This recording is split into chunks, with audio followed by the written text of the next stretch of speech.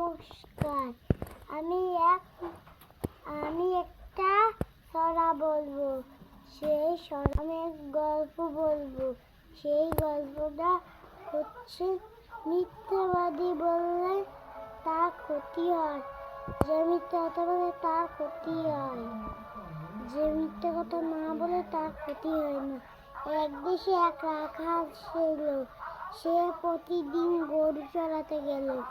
একদিন এসে দেখে বাঘ এসেছে বলে চিৎকার করলো। এরপরে বলে, আমি তোমাদের মিথ্যে কথা বলেছি। আর একদিন গরু চড়াতে গেল, আর একদিন মিথ্যে কথা বললো। তারপরে সত্যি বাঘ এসেছে। এরপর কেউ আসেনি। এরপরে বাঘ রাখাল ছেলেকে খেয়ে ফেললো। শেষ।